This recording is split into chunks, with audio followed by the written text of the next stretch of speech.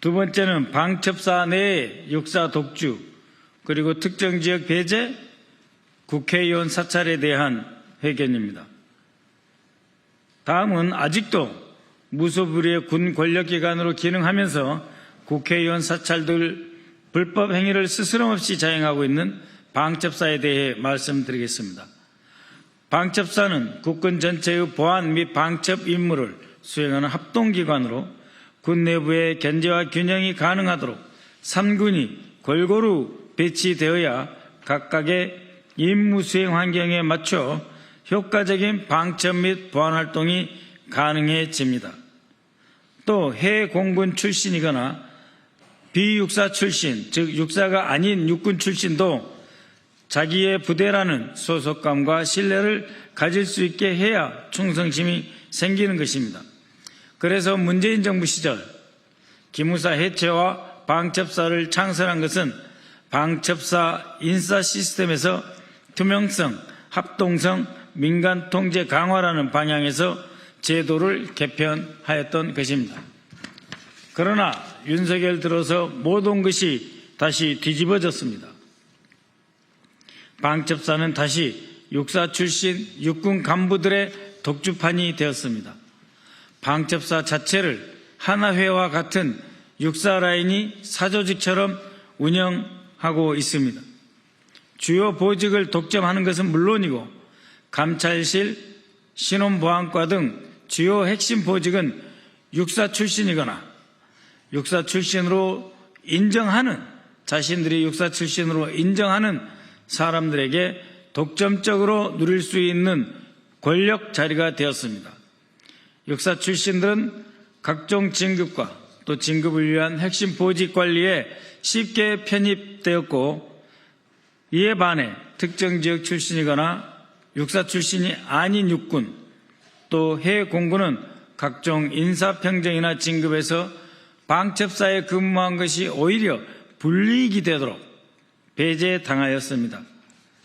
이렇듯 육사 출신도 특정 지역 출신이라면 인정받지 못했습니다.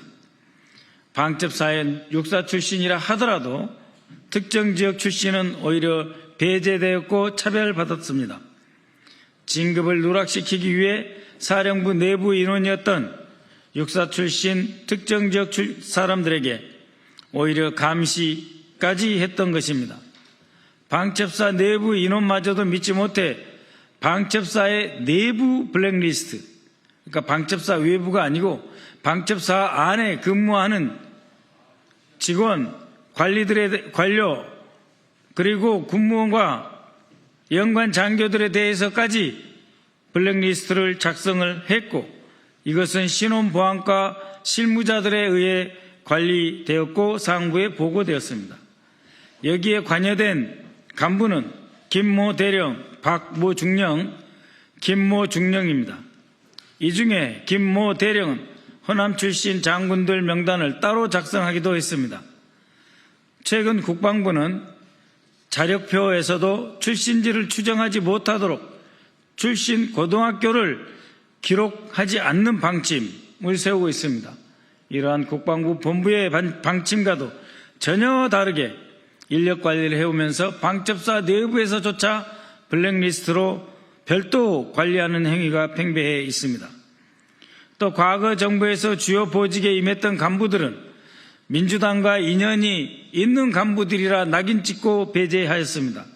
수시로 민주당과 관련이 있을 것으로 의심하였고, 그 의심받는 연관 장교들에게 군 블랙리스트를 별도로 작성해서 상부에 동향보고를 하였고, 그 동향보고 내용은 용산 대통령실까지 보고되었습니다.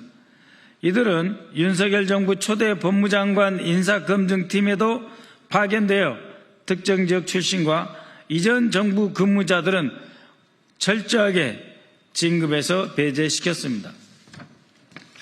첩보 수집은 방첩사령부 내에서뿐만 아니라 육본 등을 통해서도 이루어졌습니다.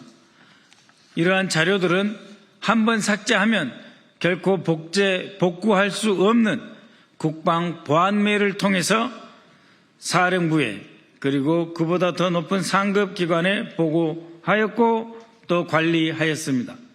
여기에 관여한 간부들은 박모 대령, 나모 대령, 안모 대령, 진모 대령 등입니다.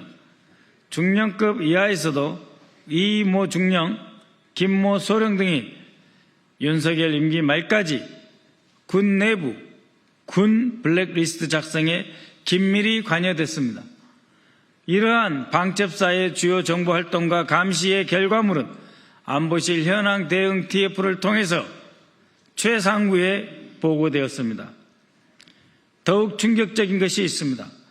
군과 관련해 민간인만이 아니라 국회의원들을 대상으로 사찰을 했습니다.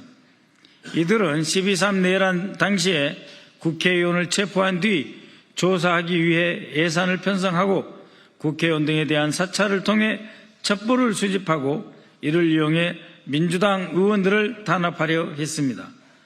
특히 국회의 국방위, 정보위, 법사위 소속 의원들을 대상으로 하였으며 개인별 약점을 취합해서 기획총괄과 신원보안과가 협의해서 보고서를 작성하였습니다. 이 일에는 김모 준장, 유모 대령, 김모 중령, 이모 중령 등이 동원되었습니다. 이러한 방첩사 내부의 블랙리스트는 육사라인이 장악한 감찰실 신원보안과 실무자들과 기획관리실 인사관리과를 통해 작성되고 종합되어 보고되었습니다. 감찰실 신원보안과 역시 육사라인으로 구성되어 있는데 표면상으로는 부대 방문 인원에 대한 보안 조치를 담당한다고 하지만 실제로는 방첩사 개인 하나하나에 대한 정보를 불법적으로 수집하여 전환하는 것입니다. 과거 기무사 해편 후 안보지원사 창설 사이 해당 부서가 개인정보법 위반, 군인에 대한 불법 사찰 등의 소지가 있어 폐지하려 했으나 육사라인인 박모 대령, 이모 중령 등이 표면상 기능만 남겨둔다, 별거 없다 하는 논리로 존치시켰습니다. 여기에 관여된 간부는 사령관을 비롯해 장모 준장부터 김모 소령 등으로 국회의원 사찰부터 내란 시 구금시설 확인까지 전 사령부가 동원되었습니다. 주목할 점은 방첩사가 군인을 넘어 민간인, 특히 국회의원들을 대상으로 조직적인 사찰을 수행했다는 점입니다.